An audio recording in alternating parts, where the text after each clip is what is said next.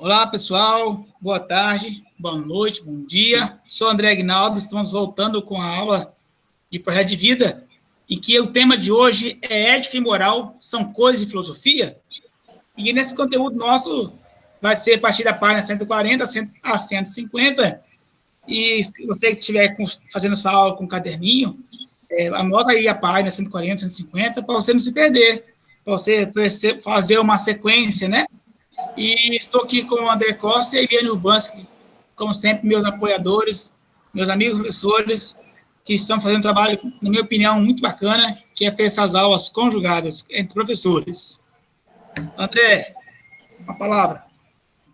Boa tarde, gente, boa tarde, né? Boa tarde, boa noite, né? Bom dia para vocês que estão aí, boa tarde aos colegas que estão conosco. Sempre uma alegria e um prazer muito grande poder, né, fazer essa aula com vocês mesmo. Já estava com saudade, mas que bom, né? Estamos aqui de volta, infelizmente ainda não da forma como gostaríamos, mas é o que a gente tem para o momento. Então, boa tarde, muito obrigado. É na casa do André de novo, André Costa? Toda vez passa uma moto? Então é no Andrezinho. Boa tarde, estudantes. Sejam bem-vindos a mais uma aula de projeto de vida. Hoje, dia 10/8/2020, ainda continuamos com o distanciamento social, mas ainda estamos juntos nessa jornada de falar um pouquinho sobre vocês e sobre nós mesmos em aula de projeto de vida. Nós vamos começar agora, ética e moral são coisas de filosofia, e nós vamos fazer uma reflexão ali, durante essa aula, sobre esses conceitos de certo e errado, de conduta, e o Andrezinho vai começar. E para começar, vamos falar sobre essa moto que passa aqui, na rua, aqui. Para quem, não sei onde está assistindo, vai assistir o vídeo, eu estou falando de Ariquemes, Rondônia, e passa uma senhora abençoada numa moto. Eu não sei para que tira o cano de descarga da moto, se a moto já é cara, já tem muito valor, todo mundo já percebe que é uma moto cara. Precisa passar acelerando essa altura toda sem um cano de descarga, foi um barulho desse danado na vida da gente. Imagina o Brasil, um país que está envelhecendo, com velhinhos dentro de casa, esse bicho passa esse barulho todo. Não sei para quê. Não tem necessidade alguma disso acontecer, né? Mas nossa aula, ela vai falar sobre essa questão de ética e moral, e talvez tenha que pensar um pouquinho da ética na questão de fazer a aula, a vida da gente ser ética diante dos outros, não pensar só na gente. Ô, André e Eliane, vocês estão vendo o slide aí? Não, ainda não apareceu para mim, não.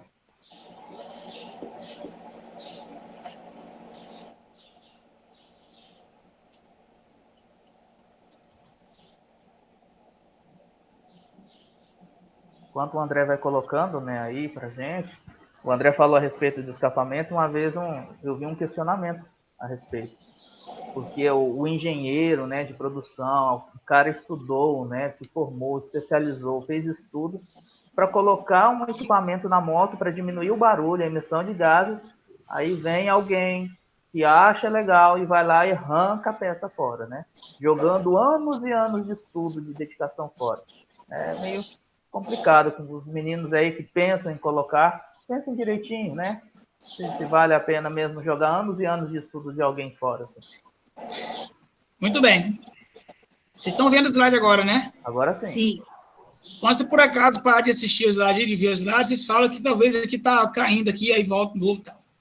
Eu vou começar, então, que não há como falar de moral sem fazer uma abordagem sobre a ética, pois a ética e moral têm um fim semelhante, ajudar o homem a construir um bom caráter e ser uma pessoa íntegra. A moral é o conjunto de valores concernentes ao bem e ao mal, a conduta correta, ao permitido e ao proibido, válidos para indivíduos, comunidades e ou sociedades, variando de pessoa a pessoa, de comunidade para comunidade, de sociedade para sociedade. Ou seja, a moral é o conjunto de normas adquiridas pela educação, tradição e pela experiência cotidiana das pessoas. A ética é uma reflexão crítica sobre a moralidade ou a dimensão moral do comportamento do homem. Assim, ela justifica e fundamenta a moral, encontrando regras que efetivamente podem ser aplicáveis a todos os sujeitos indistintivamente. Segundo algumas correntes da filosofia, tanto a ética como a moral podem modificar-se e evoluir, portanto, não são dadas para todo o sempre. Sabendo disso, essa aula busca dar subsídios para os estudantes situarem-se diante de si e do mundo, refletindo acerca dos valores e éticas morais que impulsionam suas vidas, principalmente suas decisões, desenvolvimento da autonomia responsável e consciente. Para saber mais, o caráter diz respeito à índole, o temperamento e ao efeito moral. É ainda o conjunto de traços psicológicos, o modo de ser, de sentir, de agir de um indivíduo ou de um grupo. Nessa vertente, essa definição se confunde com a personalidade. Então, antes de seguir em frente aqui, para quem pode achar que do que eu falei da moto agora em pouco não possa valer, mas vale sim, porque é para a comunidade. Você não precisa usar ética e moral se não for para o bem comum. Porque até alguém fala assim, mas na cadeia eu não uso. Na cadeia você tem que ter moral e ética com todo mundo lá. Então, você sabe, inclusive lá, as coisas que você faz que foge à regra é punido da forma mais violenta possível para a pessoa aprender. Então, você vê que as coisas não são levadas na brincadeira e no pessoal, digamos, na liberdade, o pessoal, as pessoas, às vezes, não, claro, não é todo mundo, mas não pensa no outro, no que afeta o outro, no que vai falar se atinge o outro, não pensa assim. E assim continuamos. André, fala dos objetivos gerais. Os objetivos gerais, gente, nós vamos refletir, né, sobre os valores morais, nós vamos observar no cotidiano tipos de ações que são éticas ou não, e refletir sobre a liberdade de decisão de cada pessoa e respeitar a liberdade de decisão e valores de outras pessoas, né? É importante isso aí que a gente vai ver.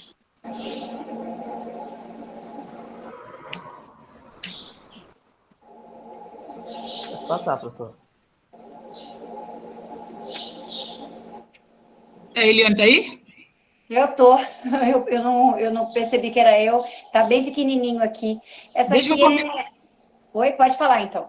Deixa eu comentar então aqui. Aqui, pessoal, no final da nossa apresentação, tem vários livros para poder, de referência para poder ser lidos, né? E uma das referências que ficou em destaque aqui, esse Lord Jim, que é o Mestre Jim, Joseph Conrad, que ele é um livrozinho que conta a história de um capitão da marinha mercante da Inglaterra, que os índios chamavam ele de Lord Jim, porque era muito alto e elegante, embora fosse um capitão beberrão e mulherengo. A história transcorre na Índia e no início do século XIX. Então, aqui, pessoal, nós vamos poder assistir e ver, no caso, ler, né, quem for ler, a questão de onde é que está a ética e onde é que está a moral. E, por que não, onde é que está o respeito e o caráter. São coisas que podemos debater durante a aula online, inclusive agora aqui também, e com certeza o livro vai mostrar isso de diversas formas. Eliane. Sabendo que ética é o fruto da reflexão dos costumes, das virtudes e hábitos gerados pelo caráter dos indivíduos, leia as perguntas abaixo e discuta e vamos discutir entre nós também, né? E depois os alunos que assistirem nossa aula no Classroom vão também poder conversar com os outros estudantes e poder também fazer uma reflexão ali sobre essas perguntas abaixo ali. Devo sempre dizer a verdade ou existem ocasiões em que posso mentir? A outra, devo ajudar um amigo em perigo, mesmo correndo risco de morte? A terceira ali, existe alguma ocasião em que seria correto atravessar um sinal de trânsito vermelho? Isso nas cidades grandes, as pessoas falam que depois da meia-noite o semáforo nem fica mais vermelho, porque tem todo um perigo, né, de assalto. Então, aí, dando esse questionamento, em que momento que seria possível, ou se seria possível mesmo, a pessoa fazer essa transgressão, né? E os soldados que matam numa guerra podem ser moralmente condenados, tá? Não aparece direito aqui, por seus crimes, ou estão apenas cumprindo ordens? Alguém de vocês quer comentar algumas dessas? A, B, C ou D? Vamos cada um comentar uma, começando pelo André Costa. André, qual você comentaria ali? Eu acho que eu vou comentar a letra A primeiro, né? Vou começar, não vamos pelo começo, né? O iniciozinho. Então, devo sempre dizer a verdade, né? Ou existem ocasiões em que posso mentir? Nós já tivemos uma aula, né? Mais ou menos assim. Só que não é muito melhor, às vezes, nós ouvirmos a verdade, né? Tem um ditado que diz que machuca-me com a verdade, mas não me iluda com a mentira. Uma coisa assim, né? Então, assim, até quando? Qual o princípio que a gente vai usar diante de situação assim? Eu tenho que dizer uma verdade, né? Ou eu posso mentir. E há uma diferença entre mentir e omitir, né? Eu posso, não é o foco agora, mas a mentira em si, a gente costuma dizer que ela é uma verdade que deixou de acontecer. Ela poderia até ter acontecido, mas assim, qual o ponto que nós deveríamos abordar? Né? Qual é? Eu posso chegar e ser, né, realista, contar mesmo a verdade, ou eu vou, né, falar uma mentira para tentar apaziguar uma situação? Aí a gente remete àquela questão que o André falou ainda há pouco, de respeito, né? E aquilo que nós já falamos de princípios também. Então, eu acho assim, quando eu li a primeira vez, achei muito importante nesse sentido, né? A questão da mentira. E a gente vive hoje com uma sociedade que banalizou tanto, né? Certas circunstâncias, e a gente fica até meio, né? Sem saber o que é verdade e o que é mentira, né? É verdade. Andrezinho, eu queria que você comentasse a D. É possível? Mas por que D? Porque eu acho essa questão uma questão assim capciosa, difícil de porque geralmente é os homens, né, mais que vão para a guerra. Em todas as guerras, para campo de batalha mesmo, é mais homens. Aí por isso que eu pedi a sua opinião em relação a isso. Porque... Eu vou comentar as outras três por último, rapidinho. Devo dar um amigo em perigo, mesmo correndo risco de morte. Se você. Aqui está dizendo um amigo, né? E fala assim, até na Bíblia, que um amigo é como um irmão. Então, se é da família, a gente tem que correr o risco de se ver que tem como salvar. A não ser que fala que não tem como salvar, já morreu, aí não tem. Aí fazer o quê? Né? Mas existem muitas situações que você tem que correr o risco, sim. Letra C, tem uma ocasião você correr, atravessar o sinal de trânsito, entrar o sinal vermelho? Em questão de emergência, gente, questão de eminente emergência e urgência, eu acho que atravessa sim. À toa, brincando por nada, não. Né? E aproveitar, e a que a Eliane quer que eu responda, né? Soldados que matam numa guerra podem ser moralmente condenados por seus crimes ou estão apenas cumprindo ordens. Bom, tem duas coisas que ninguém vence na vida. É guerra e discussão, bate-boca. Ninguém ganha.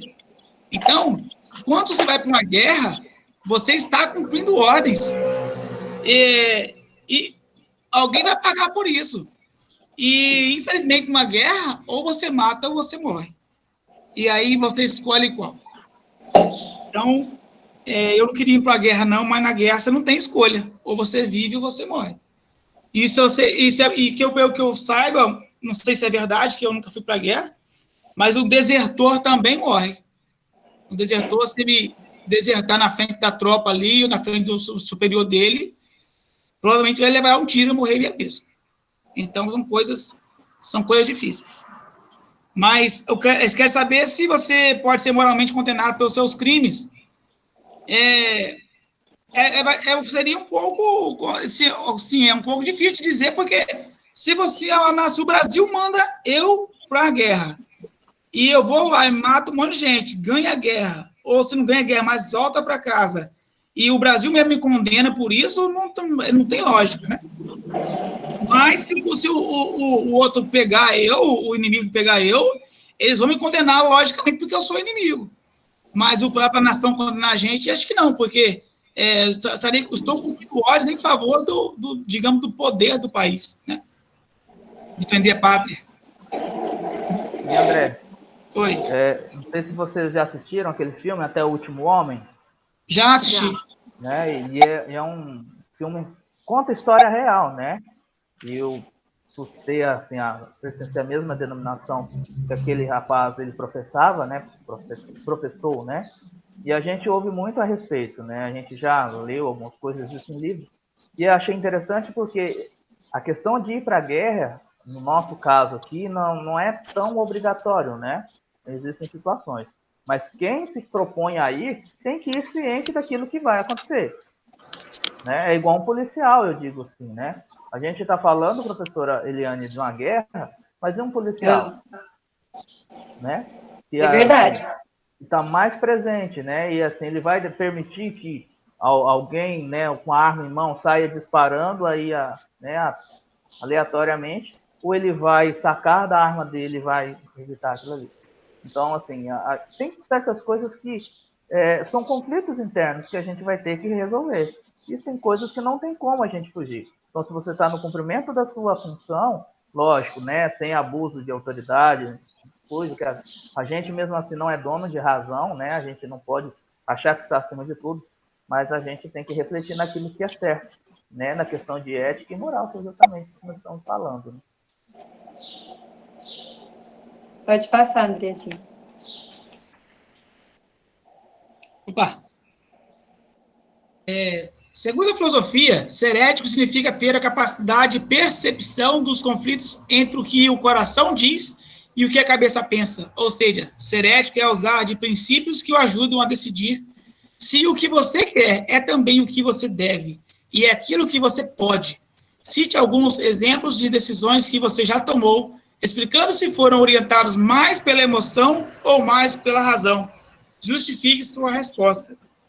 E eu, particularmente, vou deixar essa decisão para o André e a Eliane falar um pouquinho sobre isso, cada um que diga, mas eu tenho inúmeras situações. Para não se estender muito, eu vou deixar para vocês comentarem. Pode começar, André. Eu prometi a mim mesmo que eu não vou me estender muito, não, tá? Vocês me ajudem aí. Eu vou tentar ser mais breve nas minhas palavras possíveis aí. Mas eu já passei por situações, sim, em que a gente usa. Só que eu sempre tentei buscar mais a razão do que a emoção. A gente vai na emoção e ali depois a gente vê que as coisas não eram daquele jeito lá. Mas eu já tomei alguns exemplos, assim, algumas decisões que foi pela emoção e não deu muito certo. Quando eu comprei o meu carro, um exemplo que eu usei é emoção. Comprei um carro, meu filho tinha acabado de nascer e eu sentia a necessidade, né, do transporte e tal. Mas era um carrinho um pouco antigo, eu não me atentei pelas características que ele tinha, por defeitinhos e coisa, né? Porque eu estava na emoção, feliz, porque eu estava comprando meu primeiro carro. E depois eu vi que aquele carro não ia suprir as necessidades. A ponto que um belo dia ele soltou a mangueira da gasolina e pegou fogo aqui na frente da minha casa. Não queimou tudo não, mas ele me deu um baita de um susto. Então foi o dia que eu agi pela emoção. Então, eu prefiro, acho que mais certo, às vezes a gente ter essa razão, essa emoção de querer agir, a gente tentar parar, então, pera lá, vamos para a razão. Né? É aquilo, né, que o que eu devo e o que eu quero. Eu quero fazer, mas eu devo fazer, então eu tive uma experiência assim. Passar? Pode passar. Professora Eliane, tem alguma? Vai dizer não, professora? Eu já ia falar, eu sei. Eu acho que agora, assim, me lembrando, não consigo me lembrar de nenhuma das atitudes que eu tomei e que foram muito racionais. Eu sou muito emotiva e a minha conversa com o divino é sempre pedindo, assim, para ser mais racional. Eu, geralmente, em todas as situações, em qualquer circunstância, eu sempre ajo pela emoção. Eu tenho que treinar e aprender a ter mais, a ser mais racional e menos emotivo. Pode passar, Andrezinho. Cite exemplos de comportamentos que você acredita ter herdado como hábitos da sociedade em que você vive.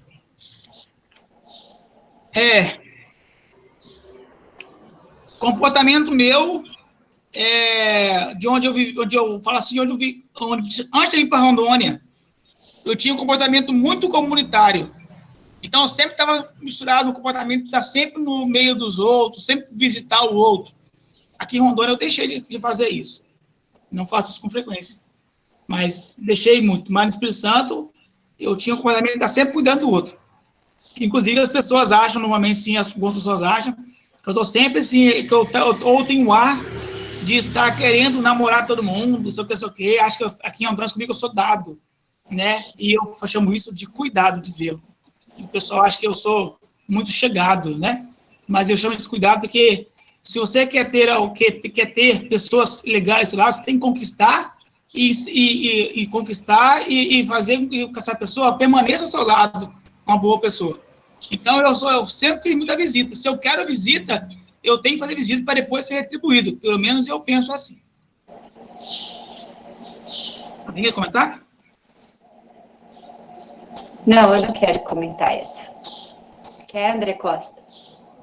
Eu acho que a única característica que eu herdei assim da comunidade é o fato de conversar com todo mundo.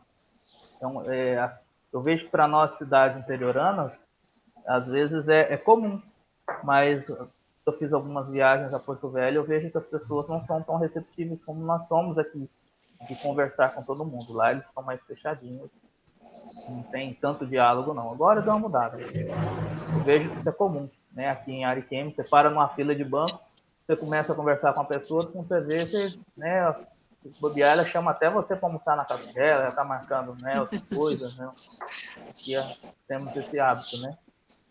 Mas vamos lá.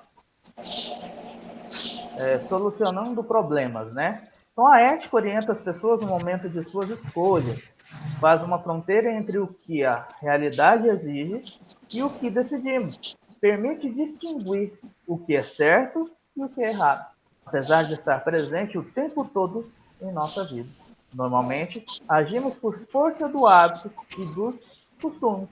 Sobre isso, reflita sobre as situações propostas abaixo e diga o que você faria.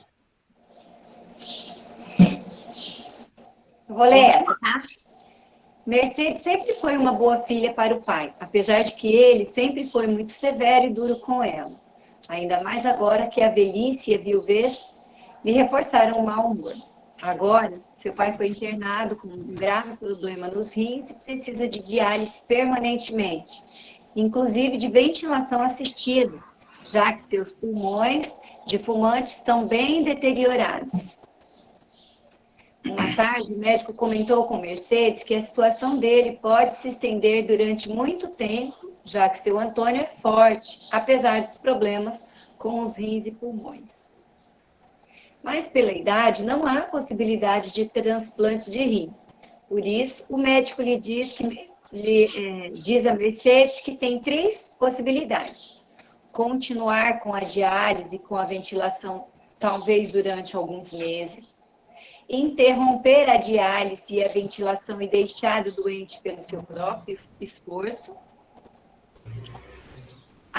Administrar-lhe alguns sedativos muito poderosos que o próprio Antônio pede para tirar a dor, mas que diminuirão notavelmente sua vida.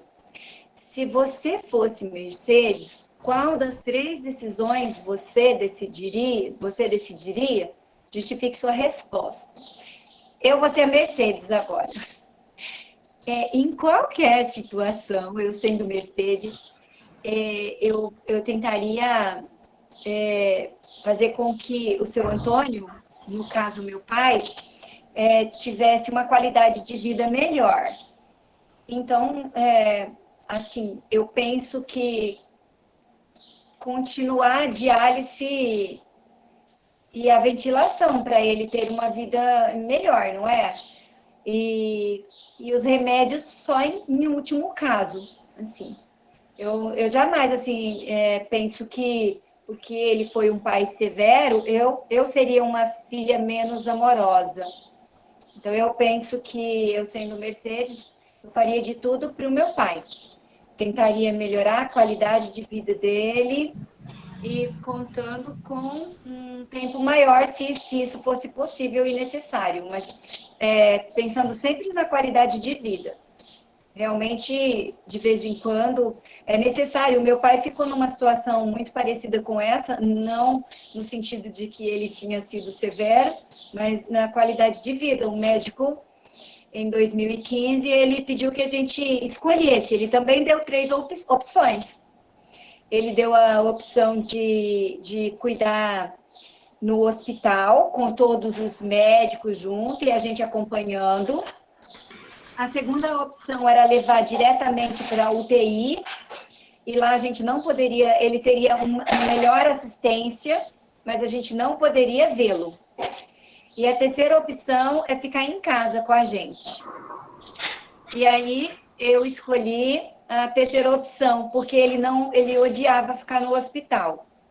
Mas assim que a situação dele ficou ruim, demais da saúde dele, daí nós levamos ele para o hospital, aí eu pedi para levar para o hospital e fiquei com ele lá o tempo todo, entendeu? Mas o primeiro eu fiz a vontade dele, que ele não queria ir para o hospital de jeito nenhum, mas todos os dias, de manhã e à tarde, a ambulância ia na casa da minha irmã, que ele ficou lá, para um medicamento, para ajuda. Então, mais ou menos, eu já passei algumas coisas em situação igual a Mercedes, né? Vocês querem comentar? Eu não. Também não. André. O próximo. Então, produto farmacêutico perigoso. John Le Carré, acredito que seja assim a pronúncia, o famosíssimo autor de romances de espionagem, no seu romance O Jardineiro Fiel, nos fala sobre uma grande companhia farmacêutica que descobre um remédio eficaz contra a tuberculose e o espalha amplamente por toda a África, conseguindo assim muitos lucros. Mas, depois de algum tempo, os médicos da companhia constatam que esses comprimidos a tuberculose têm, em muitos casos, terríveis efeitos secundários na questão da coagulação sanguínea, levando à morte. A companhia suborna esses médicos para que fiquem quietos, mas a esposa de um diplomata no Quênia começa a investigar e a redigir um relatório com todos os casos que acabaram em morte. A companhia fica sabendo e, fingindo um acidente em um jipe, mata a inglesa. Por meio de indícios, cartas e arquivos que estavam no computador de sua mulher, o diplomata inglês descobre a verdade. Se você estivesse no lugar desse diplomata, você se atreveria a denunciar a grande multinacional que poderia lhe matar? Justifique sua resposta. Bom, eu assim, ainda não passei por situações assim, mas como a gente disse, a questão da verdade, eu com certeza eu diria sim. Né? Lógico que a gente tentaria, né, meios de se proteger, né, de ser protegido, de buscar proteção, mas com certeza eu diria sim, eu diria a verdade sim. Né? Ainda mais sabendo, né, já imaginou você ser cúmplice de tantas mortes, né, recair sobre você? Eu não permitiria que isso acontecesse comigo, não. Eu não conseguiria colocar minha cabeça em paz no travesseiro. Naufrágio. O grande romancista inglês, polonês de nascença, J. Conrad, conta as aventuras de um capitão da marinha mercante da Inglaterra, Lord Jim. Era o dono e capitão de um velho barco, com o qual fazia o transporte de temperos, madeiras e peles entre Índia e África. Com ele viajavam 8 marinheiros. Um dia, um muçulmano propôs que levasse 600 muçulmanos a Meca, pois não tinham dinheiro para pagar as passagens de barco. O capitão lhes fala que tem pouco espaço no navio e que só tinha disponível um bote de salva-vidas. Os muçulmanos fazem questão de embarcar mesmo assim e dizem que vão viajar sob a proteção de Alá. Lord Jim, depois de consultar a tripulação, aceita. No terceiro dia de navegação, já no Mar Vermelho, surge uma horrível tempestade e o navio corre o risco de afundar. Nesse instante, o contramestre se aproxima do Lord e Jim e diz: já não podemos fazer mais nada, vamos embora no único bote que temos. Lord Jim lembra que um capitão nunca deve abandonar os passageiros e que as leis britânicas condenam à forca o capitão que o fizer. Se você estivesse no lugar de Lord Jim, o que você faria? Justifique sua resposta. Eu, André, no lugar do Lord Jim, eu cumpriria as regras e ficaria lá até o último minuto. Eu não abandono o povo, não. É a mesma coisa de sair para passear com os amigos, sair com um grupo, e depois você sentir vontade de abandonar o pessoal e vir embora a hora que você quiser. Não é assim que funciona. Se saiu junto, volta junto.